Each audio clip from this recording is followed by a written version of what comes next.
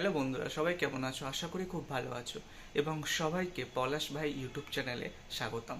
আজকের এই ভিডিওতে আমি তোমাদের সাথে আমার ইন্টার্নশিপ জার্নি, যেটা আমার থার্ড ইয়ারের লাস্টে গিয়ে আমাদের আমরা যে ইন্টার্নশিপ করতে হয়, ইন্টার্নশিপ অথবা ভোকেশনাল ট্রেনিং প্রত্যেকে করতে হয়, তো আমরা অন ক্যাম্পাস ইন্টার্নশিপ পেয়েছিলাম। তো আজকের এই ভিডিওতে আমি আমার সেই অন ক্যাম্পাস ইন্টার্নশিপের জার্নি কীরকম ছিল সেটা নিয়ে আলোচনা করব এবং তোমরা কিভাবে পড়বে কেমিক্যাল ইঞ্জিনিয়ারিং, বিশেষ করে কোর ইঞ্জিনিয়ারিংয়ের কথা বলছি, যেমন কেমিক্যাল ইঞ্জিনিয়ারিং, যাতে তোমরা অন ক্যাম্পাস ইন্টার্নশিপ ক্র্যাক করতে পারো ভালো ভালো premier company like Reliance industries limited, Bharat petroleum corporation limited, Himadri speciality chemical limited, etcetera etcetera. তো যখন তো আজকের এই ভিডিওটা এখন আমরা এখান থেকে স্টার্ট করছি। যখন আমি থার্ড ইয়ারের ফিফথ সেমিস্টারে ছিলাম, তখন আমাদের ইন্টার্নশিপ সেশন স্টার্ট হয় বেসিক্যালি থার্ড ইয়ারের ফিফথ সেমিস্টারে। তো থার্ড ইয়ারের ফিফথ সেমিস্টারে আমাদের ইন্টার্নশিপ সেশন যখন স্টার্ট হয়েছিল, তখন আমাদের শুরুর দিকে টেক কোম্পানি আসছিল ইন্টার্নশিপের জন্য। কিন্তু আমি তো টেক কোম্পানিদের জন্য প্রিপারেশন ছিলাম না, আমি ছিলাম কোর কোম্পানির জন্য প্রিপারেশন নিয়ে। মোটামুটি প্রিপারেশন ছিল এবং তখন সিজিপিএও অতটা ভালো ছিল না, কারণ ফিফথ সেমিস্টারে আমার মনে আছে সিজিপিএ একটু ডাউন ছিল। তো তারপরে কি হয়েছিল, তারপরে তোমাদের আস্তে আস্তে লাস্টের দিকে নভেম্বরের দিক থেকে কোর কোম্পানি আসা স্টার্ট হয়। তো প্রথমে এসেছিল হানিওয়েল, বাট হানিওয়েলের তোমার কোনো প্রসেস হয়নি। তারপরে এসেছিল হিমাদ্রি স্পেশালিটি কেমিক্যাল লিমিটেড, এবং হিমাদ্রি স্পেশালিটি কেমিক্যাল লিমিটেডে আমরা সবাই অ্যাপেয়ার হয়েছিলাম তোমার এক্সামের জন্য। কিন্তু ওখানে এক্সাম হয়নি, প্রথম হয়েছিল গ্রুপ ডিসকাশন এবং তারপরে প্যানেল ছিল ইন্টারভিউ এবং তারপরে রেজাল্ট ডিসকাশন। তো গ্রুপ ডিসকাশন প্রথমে হয়েছিল আমাদের। গ্রুপ ডিসকাশনে তো আমার রাউন্ড ক্লিয়ার হয়ে গেছিল এবং গ্রুপ ডিসকাশন ছিল সত্যি একটা খুবই মানে মজার একটা ডিসকাশন সেশন ছিল এবং সত্যি খুব ভয়ও লাগছিল, কারণ আমার লাইফে আমি ফার্স্ট টাইম গ্রুপ ডিসকাশনে বসেছিলাম এবং এত ফ্লুয়েন্টলি ইংলিশ আমি ফার্স্ট টাইম বলেছিলাম। কারণ দেখো, আমি বেঙ্গলি ব্যাকগ্রাউন্ড থেকে, তো সেই জন্য আমার একটু ইংলিশের প্রতি ভীতি ছোট থেকেই ছিল। কিন্তু এখন সেই ভীতিটা অনেকটা কমেছে, বাট স্টিল তবু একটু হলেও আছে ভীতিটা, কারণ বেঙ্গলি ব্যাকগ্রাউন্ড থেকে আছে তো, এবং তারপরে আমি গ্রাম থেকে বিলং করি, তো আমার মধ্যে একটু হলেও ইংলিশ ভীতিটা এখনো অবধি অল্প আছে, তেমন একটা নেই।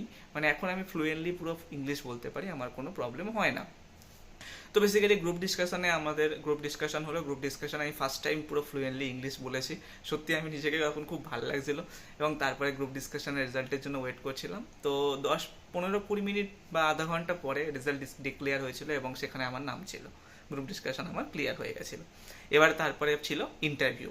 এবারে ইন্টারভিউ প্যানেল কেমনভাবে ডিসাইড করেছিল? ইন্টারভিউ প্যানেল ডিসাইড করেছিল এরকম: প্রথমে কেমিক্যাল যাবে, তারপরে মেকানিক্যাল, তারপরে ইলেকট্রিক্যাল। এবার কেমিক্যালে প্রথম নাম কার? প্রথম নাম ছিল আমার। আমার তো ফেটে গেছে পুরো, কোনো প্রিপারেশন নেই, কিছু পড়িনি। আগের দিন জাস্ট আমি নর্মাল দেখে গেছি যে এটা এগুলো পড়তে হবে। শুরুতেই আমার ইন্টারভিউ হয় এবং ইন্টারভিউ খুব ভালোই গেছিলো, ঠিক আছে। ইন্টারভিউতে প্রথমে আমাকে হিট ট্রান্সফার থেকে কোশ্চেন জিজ্ঞাসা করেছিল, তারপরে মাস ট্রান্সফার থেকে কোশ্চেন জিজ্ঞাসা করেছিল, তারপরে মেকানিক্যাল অপারেশন থেকে কোশ্চেন জিজ্ঞাসা করেছিল, তারপর ফ্লুইড মেকানিক্স থেকে কোশ্চেন জিজ্ঞাসা করেছিল, থার্মোডাইনামিক্স থেকে কোশ্চেন জিজ্ঞাসা করেছিল, এবং কোশ্চেনগুলো ছিল বেসিক টু মডারেট, ঠিক আছে। খুব একটা টাফ কোশ্চেন আমি ফেস করিনি। তো এটা গেল আমার ইন্টারভিউ তোমার হিমাদ্রি স্পেশালিটি কেমিক্যাল লিমিটেডে। তো এবারে ইন্টারভিউ দিয়ে আমরা এসছি, ধরো বিকেল 5টা 5টা 5:30 বেজে গেছে। তো তারপরে এসে রুমে খাওয়া দাওয়া করে বসে ওয়েট করছি কখন রেজাল্ট আসবে, কিন্তু তার কোনো রেজাল্ট আর ডিক্লেয়ার হয়নি। তো হিমাদ্রি স্পেশালিটি কেমিক্যালটা চলে গেল, রেজাল্ট ডিক্লেয়ার হলো না, কোনো কিছু হলো না। এবারে ওয়েট করছি নতুন কোনো আরো কোম্পানি আসার। তো তার মধ্যে কি হয়েছিল, তার মধ্যে তোমাদের তারপরে এবার এসেছিল সেন্ট গোভেনের ইন্টারভিউর জন্য ক্রাইটেরিয়া ছিল সিজিপিএ কত, 8+ অ্যাবভ। তো আমার তখন সিজিপিএ কত ছিল? আমার তখন সিজিপিএ ছিল 7.92। তো কাট, ইন্টারভিউ দিতে পারিনি, এক্সামও দিতে বসতে পারিনি। এবারে এরপরে তোমার কি ছিল, এরপরে ছিল একটা টেক কোম্পানি অ্যাক্সেঞ্চারের এক্সাম, এবং তার সাথে তোমার গ্রুপ টাস্ক আর ইন্টারভিউ। তো অ্যাক্সেঞ্চারে যেহেতু কোডিং ছিল, তো আমি কোডিং অতটা ভালো কি বলা যেতে পারে দক্ষ নই, তো তাই জন্য আমার কোডিং রাউন্ড ক্লিয়ার হয়নি এবং আমার অ্যাক্সেঞ্চারও চলে গেছিল। তাহলে আমার পুরো দুকুল ডুবে গেল। এবার তখন পুজোর সেশন চলে এসছে, তো আমরা বাড়ি চলে এসেছিলাম। পুজোর অষ্টমীর দিন আমার মনে আছে একটা নোটিফিকেশন এসেছিল ভারত পেট্রোলিয়াম কর্পোরেশন লিমিটেডের ইন্টার্নশিপের জন্য স্টুডেন্ট হায়ার করবে, এবং স্টাইপেন্ড বাগেরা সব কিছু মেনশন ছিল ওখানে, এবং গুড অ্যামাউন্ট স্টাইপেন্ড ছিল, যেটা তোমার অ্যাকচুয়ালি এফটি পরে যে সমস্ত যে অ্যামাউন্টগুলো স্টুডেন্টরা পায় সেরকম টাইপই অ্যামাউন্ট ছিল। তো এবারে ভারত পেট্রোলিয়াম কর্পোরেশন লিমিটেডের তো নোটিফিকেশন চলে এসছে, সবাই এক্সাইটেড, সবাই ফর্ম ফিল আপ করেছে, কারণ 55% তোমার হচ্ছে সিজিপিএ ক্রাইটেরিয়া ছিল, মানে 55% নাম্বার পেতে হতো, মানে 6.5 সিজিপিএ ক্রাইটেরিয়া ছিল। তো সবাই ফর্ম ফিল আপ করে দিয়েছে। এবারে আসে বিপিসিএল এর রাউন্ড ওয়াইজ ইন্টারভিউ কল। প্রথম রাউন্ডে ইন্টারভিউ কল এসেছিল সিজিপিএ তোমার হচ্ছে 8.2 অব্দি। তো তখন তো মানে অবভিয়াসলি আমার খুব খারাপ লেগেছিল, কারণ যে আমারও আর একটু 0.2 সিজিপি এর জন্য আমার তোমার হচ্ছে ইন্টারভিউ কল আসেনি। তো তখন ওটা গেল। এবারে সেকেন্ড রাউন্ড ইন্টারভিউ কল কত অবধি এলো? সেকেন্ড রাউন্ড ইন্টারভিউ কল এসছে 8.1 সিজিপিএ অবধি, সরি 8 সিজিপিএ অবধি। তো তখনও খুব খারাপ লেগেছিল। এবং থার্ড রাউন্ড ইন্টারভিউ কল এসেছিল, আমার মনে আছে, সেটা ছিল হচ্ছে তোমার 16ই নভেম্বর, এবং তার পরের দিন 17 নভেম্বর থেকে আমাদের ফিফথ সেমিস্টারের এন্ড টার্ম এক্সাম স্টার্ট হওয়ার কথা ছিল। 16ই নভেম্বর দুপুর 12টা যখন বাজে, আমি 12টা বলছি সরি 1:10 বাজে, আমি খেয়ে, তবে মানে সবে হোস্টেলে খেয়েছি, মানে লাঞ্চ করেছি, করে থালাটা রেখে উপরে আসছিলাম, আমার রুমে আসছিলাম, তখন আমার ফোনে একটা মেল আসছে যে you will have interview on tomorrow from 11 AM, এবং সেখানে আমার নাম ছিল লিস্টে। তো আমার সত্যি আনন্দও হচ্ছিল, আবার ভয়ও লাগছিল। এবারে আমি ভগবানের নাম নিয়ে কি করেছিলাম, মাকে প্রথম কল করেছিলাম, মাকে জানিয়েছি, কারণ আমি যে কোনো কিছু হলে মাকে আগে জানাই। জানানোর পরে আমার গার্লফ্রেন্ড যে, আমি তাকে জানাই যে এই হয়েছে, তো কি করা যায় বল। তো সে আমাকে একটা অ্যাডভাইস দিয়েছিল যে তুই এক্সামটাকে আপাতত ক্যাশ করে, মানে এক্সামটাকে আপাতত একটু হালকাতে নিয়ে ইন্টারভিউটা ভালো করে দে, কারণ এক্সাম তো প্রত্যেক বছর আসতে থাকবে, কিন্তু ইন্টারভিউ লাইফে একবারই আসবে।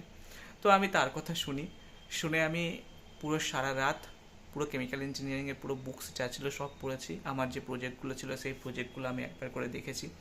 তারপরে তোমার হচ্ছে আমার যে রিসার্চ ইন্টার্ন করেছিলাম সেই রিসার্চ ইন্টার্নের টপিকের উপরে আমি ভালো করে পড়াশোনা করেছি। এবং তার পরের দিনকে আমার ইন্টারভিউ ছিল দুপুর 12টা থেকে, এবং আমার এক্সাম ছিল দুপুর 2টা থেকে। এবং তারপরেও আমি হচ্ছে এক্সামের জন্য পড়েছিলাম। আমার এক্সাম ছিল থিন ফিল্ম টেকনোলজির সাবজেক্ট ছিল, প্রথম দিন ওপেন ইলেকটিভ ছিল আমাদের। তো থিন ফিল্ম টেকনোলজি মোটামুটি পড়ে রেখেছিলাম, আর মিড টাইমে ভালো নাম্বারই এসেছিলো, তো ওই জন্য অতটা চাপ নিইনি। চাপটা নিয়েছিলাম ইন্টারভিউয়ের জন্য। তো ইন্টারভিউয়ের দিন, মানে 12টা থেকে ইন্টারভিউ। প্রথমে তো আমার হাত পা খুব ঠান্ডা হয়ে আসছে, মানে যে কীভাবে ইন্টারভিউ দেবো, কী হবে আমার লাইফের, মানে সেকেন্ড টাইম ইন্টারভিউ। প্রথম টাইম ইন্টারভিউ তো কোনো রেজাল্টই বেরোয়নি, এবার সেকেন্ড টাইম ইন্টারভিউ কী হবে। তো প্রথমে বসলাম। তো ইন্টারভিউয়ার যিনি ছিলেন, একজন স্যার, একজন ম্যাম, এবং দুজন আরও প্যানেলিস্ট ছিলেন। তো প্রথম কোশ্চেন আমাকে করেছিল যে why you are getting so nervous. তখন আমি বলেছিলাম যে ma'am actually today I have exam from 2 PM, so that's why I'm nervous, and I don't remember the exact things what I have read previously. তখন ম্যাম বলছে যে don't worry Palash, we will ask you moderate to tough and easy question, so if you are ready with interview then we will proceed. তখন আমি বলছিলাম হ্যাঁ yes ma'am I am ready. তো তখন ম্যাম আমাকে প্রথম বলেছিল যে ইন্ট্রোডিউস ইউর সেলফ। তো ইন্ট্রোডিউস করলাম। তো ইন্ট্রোডিউসে আমি আমার প্রজেক্টটা মেনশন করেছিলাম, তো একটা ভালো গুড পয়েন্ট ছিল। তো প্রজেক্ট থেকে যখন কোশ্চেন করা স্টার্ট করেছে তখন আমার ফেটে গেছিলো, কারণ এত ইনডেপথে কোশ্চেন আমি এর আগে কোনোদিনও মানে ফেস করিনি। এবং হিমাদ্রি ইন্টারভিউতে আমি এরকম ইনডেপথে কোশ্চেন ফেস করিনি, যতটা ইনডেপথে কোশ্চেন ফেস করেছিলাম বিপিসিএল ইন্টারভিউতে। তো ইনডেপথে কোশ্চেন জিজ্ঞাসা করেছে আমার প্রজেক্টের ব্যাপারে, সব কিছু আমি বলেছি। তারপরে আমাকে মাস ট্রান্সফার থেকে কোশ্চেন জিজ্ঞাসা করেছিল, what do you mean by mass transfer. তারপরে হচ্ছে মাস ট্রান্সফার অপারেশনের অ্যাপ্লিকেশন। তারপরে হচ্ছে তোমার give me one example where heat transfer and mass transfer works together. তো আমি এক্সাম্পল দিয়েছিলাম কুলিং টাওয়ারের, এবং কুলিং টাওয়ারের প্রিন্সিপাল আমাকে জিজ্ঞাসা করেছিল। তারপরে আমাকে জিজ্ঞাসা করেছিল হচ্ছে তোমার হচ্ছে ওয়েস্ট ওয়াটার ট্রিটমেন্ট থেকে জিজ্ঞাসা করার পরে তারপরে আমাকে জিজ্ঞাসা করা হয়েছিল ফ্লাই অ্যাশ নিয়ে। এবারে ফ্লাই অ্যাশ কি আমি তো জানি না, তাই জন্য আমি বলেছিলাম ma'am I don't know, I will definitely read this things. তো তখন ম্যাম বলেছিল নো প্রবলেম। তারপরে এবার আমাকে কোশ্চেনের পর কোশ্চেন করে যাচ্ছে, heat transfer, fluid mechanics, thermodynamics. মানে আমার ভাবছি যে আমি আদৌ কি মানে আমি পারবো তো। তো মোটামুটি ম্যানেজ করার পরে সিপিটি থেকেও 2-3টে কোশ্চেন জিজ্ঞাসা করেছিল, কেমিক্যাল প্রসেস টেকনোলজি থেকেও। তারপর আমি মোটামুটি আমার ক্লিয়ার হয়ে গেছিলো, ঠিক আছে, মানে ইন্টারভিউটা। এবারে যখন লাস্ট মোমেন্টে এসে আমি নার্ভাস হয়ে গেছিলাম, কারণ আমি 2-3টে কোশ্চেন বলতে পারিনি। তখন ম্যাম আমাকে বলছে Palash don't worry, you will give exam calmly and all the best for your exam. তো তখন আমি বুঝে গেছিলাম যে নিশ্চয়ই ইন্টারভিউটা ভালো গেছে। তো এবারে এক্সামটা খুব এক্সাইটমেন্টের সাথে দিয়েছি, মানে এতটাই অ্যাংজাইটি ছিল মনের মধ্যে যে আদৌ কি সিলেকশন হবে, আদৌ কি আমি ইন্টার্নশিপ ক্র্যাক করতে পারবো। তো মনে আছে 17ই নভেম্বর আমার তার পরের দিন ছিল মাস ট্রান্সফার 2 এর এক্সাম, যেদিনকে আমার ইন্টারভিউ হয়েছে তার পরের দিন ছিল মাস ট্রান্সফার 2 এর এক্সাম, আর যেদিনকে ইন্টারভিউ হয়েছিল 17ই নভেম্বর সেদিন আমার এক্সাম ছিল থিন ফিল্ম টেকনোলজি। তো থিন ফিল্ম টেকনোলজি এক্সামটা কোনোরকমভাবে দিয়েছিলাম, মোটামুটি পড়ে গেছিলাম, যা মনে ছিল তাই দিয়েছি, ডায়াগ্রাম ড্র করেছি মোটামুটি। তো এক্সামটা যখন দিচ্ছি, এক্সাম হলেও পর্যন্ত আমার মনের মধ্যে একটা অ্যাংজাইটি কাজ করছে যে কখন রেজাল্ট ডিক্লেয়ার হবে, কখন রেজাল্ট ডিক্লেয়ার হবে। ঠিক সন্ধ্যে 7টা বাজে যখন আমি মাস ট্রান্সফারের ডিসলেশন পার্টটা বলছিলাম, মানে বিশেষ করে ওই তোমার Ponchon Savarit method and McCabe Thiele method complete করে তারপরে যখন আমি অ্যানালাইটিক্যাল মেথড মানে যেটা সোরেল লুইস মেথডটা পড়া স্টার্ট করব, তখন মেসেজ আসে যে মেসেজটা ছিল এরকম যে based on today's interview at BPCL we the selected candidates are, first ছিল আমার নাম পলাশ কুমার মিস্ত্রি এবং তারপরে ছিল সৌম্যদীপ সামন্ত, আমার একটা বন্ধু, এবং তিনি সৌম্যদীপ সামন্ত এখন অনেক ভালো পজিশনে আছে এবং সেও চাকরি পেয়ে গেছে, সেও জয়েনিং করবে এবং আমারও মোটামুটি একটা ভালো পজিশনে পেয়েছে, আমিও জয়েনিং করব। তো এবারে সত্যি খুব আনন্দ হচ্ছে যে ফাইনালি ইন্টার্নশিপ ক্র্যাক হয়ে গেছে। তো মোটামুটি এটা গেল, তো ইন্টার্নশিপ ক্র্যাকের জার্নির কথা বললাম। তারপরে তো জিপিএল, সে বিশাল মার বেল্টের বাড়ি, বন্ধুরা মিলে আলাদাই লেভেলের সেলিব্রেশন। এবার তারপরে এবারে আমি আসি ইন্টার্নশিপ কীভাবে পেলাম সেটা গল্প বললাম। এবারে তোমরা কীভাবে প্রিপারেশন করবে সেটা তোমাদের বলি। Heat transfer, mass transfer, fluid mechanics and thermodynamics, এই যে 4টে সাবজেক্ট, আর কেমিক্যাল, আর তোমাদের ওই যে সাবজেক্টটা আছে যেটা ইনস্ট্রুমেন্টেশন অ্যান্ড প্রসেস কন্ট্রোল, এই 4-5টা সাবজেক্ট একটু মন দিয়ে পড়বে। আর কেমিক্যাল রিয়াকশান ইঞ্জিনিয়ারিং থেকেও অনেক টাফ কোশ্চেন জিজ্ঞাসা করে। আর যদি তোমার ইন্টারভিউয়ার যদি একটু বেশি তোমাকে ফ্যাসাতে ফেলতে যায় তাহলে সে তোমাকে ট্রান্সপোর্ট ফেনোমেনা থেকে কোশ্চেন জিজ্ঞাসা করতে পারে। তুমি যদি ফ্লুইড মেকানিক্সটাকে যদি ভালো করে পড়ে থাকো তাহলে ট্রান্সপোর্ট ফেনোমেনাতে কোশ্চেন তোমার কোনো প্রবলেম হবে না, তুমি ইজিলি ট্রান্সপোর্ট ফেনোমেনার কোশ্চেন সলভ করে দিতে পারবে। তো আমি তোমাদেরকে বলবো তোমরা আগে heat transfer, mass transfer, fluid mechanics, thermodynamics and তোমার ইনস্ট্রুমেন্টেশন অ্যান্ড প্রসেস কন্ট্রোল, এই কটা সাবজেক্ট ভালো করে রপ্ত করো এবং তার সাথে সাথে কেমিক্যাল রিয়াকশান ইঞ্জিনিয়ারিংয়ের যে সাবজেক্টটা এটাকে একটু সুন্দর করে বুঝো, কারণ কেমিক্যাল রিয়াকশান ইঞ্জিনিয়ারিং কিন্তু অনেক অ্যাপ্লিকেশন আছে ইন ফিউচার। যদি তুমি ফার্টিলাইজার অ্যান্ড কেমিক্যাল ইন্ডাস্ট্রিতে কাজ করো অথবা অয়েল ইন্ডাস্ট্রিতে কাজ করো, যেখানেই কোনো না কোনো কেমিক্যাল ইঞ্জিনিয়ারিং একটা হার্ড কোর সাবজেক্ট, ঠিক আছে। এবং ট্রান্সপোর্ট ফেনোমেনাটাকেও একটু গুরুত্ব দিও। তো মোটামুটি তোমরা তোমাদের প্রিপারেশনটাকে ভালো করে করো, তোমরাই বুঝবে, তোমরা জানো কেমনভাবে প্রিপারেশন করতে হয়।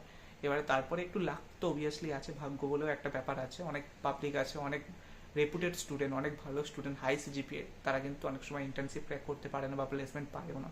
কিন্তু অনেক পাবলিক আছে যাদের লো সিজিপিএ, মডারেট সিজিপিএ, তারা কিন্তু ইন্টার্নশিপ প্লেসমেন্ট বোথ ক্র্যাক করে।